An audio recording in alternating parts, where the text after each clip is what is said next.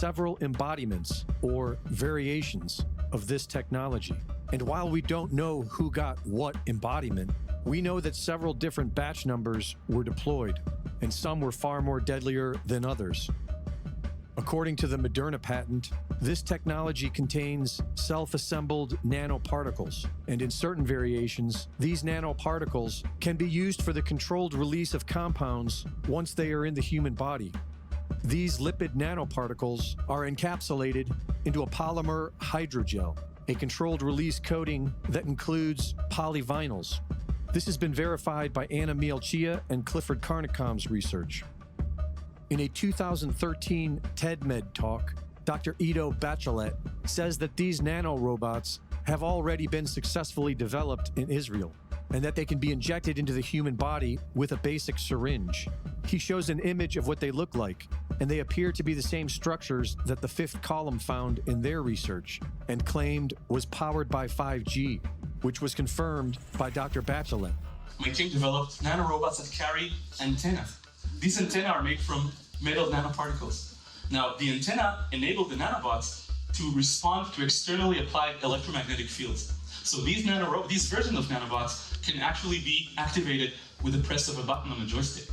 In the following video, it is being discussed by developers in 2015. The nanorobot we designed and fabricated is a machine that can be programmed to autonomously recognize target cells and deliver payloads to those cells.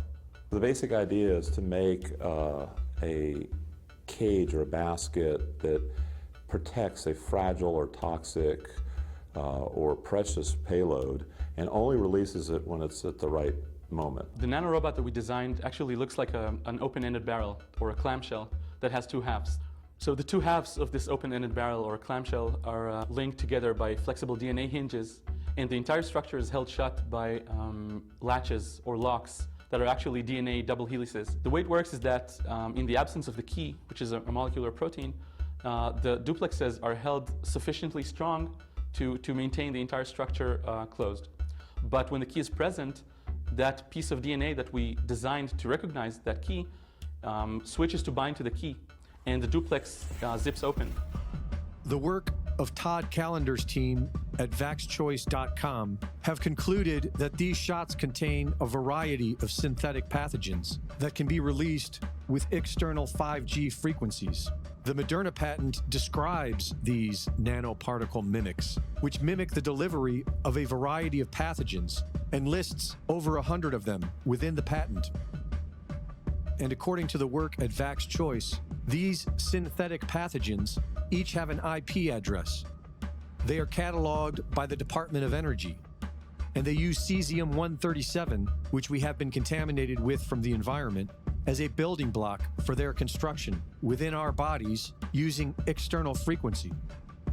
And their research shows that the Microsoft patent filed in 2020, 060606, cryptocurrency system using body activity data, is now in effect, and that this technology is turning the human body into an antenna which can output energy, meaning that humans are being turned into batteries to fuel the digital AI prison that is being built around us.